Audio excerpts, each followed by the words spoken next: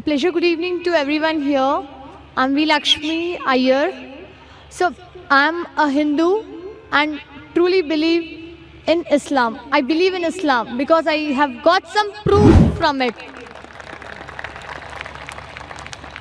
So, when you said God is one, religion is one, let me take an example of three people, a Hindu, a Muslim and a Christian.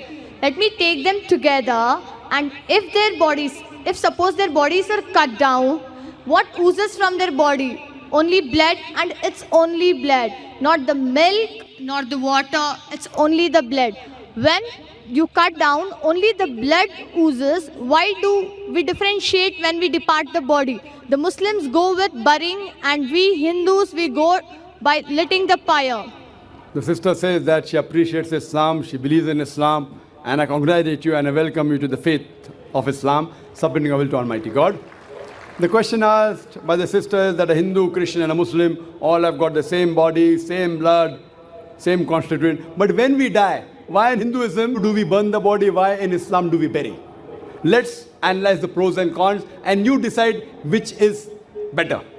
In Hinduism, also they say you can bury the children, etc.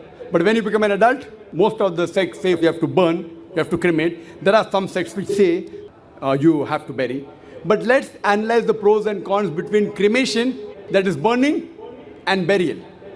If we analyze, in Islam, we have to bury. Why? Because today we have come to know that whatever constituents of the body is there, the earth, the soil, contains the same basic elements of the body in lesser or greater proportion. So from earth we come and to earth we return. Scientific. Comparison, point number one. In cremation, we burn the body, there is pollution. In Islam, when we bury, the land becomes fertile. There's no pollution, there's no burning. Point number two, when you burn, you chop down the trees. Greenery goes down. Environment is being uprooted. In Islam, when we bury, land becomes fertile, more trees grow. It becomes a manure. No chopping down of the trees. Better for the environment. You know, the government says, don't chop trees. If you don't chop trees, how will you burn the human body? Point number three, it is more expensive. According to Indian statistics, every year, crores and crores and crores, hundreds and thousands of crores, every day crores of rupees are spent. Every year, hundreds of crores are being spent only on the trees and burning the body. In Islam, when we bury, it is cheap, free. Point number five, when we burn, the wood becomes charcoal, ashes. In Islam, once we bury in the land, the same land can be used after a few years. It is forever. You can recycle it.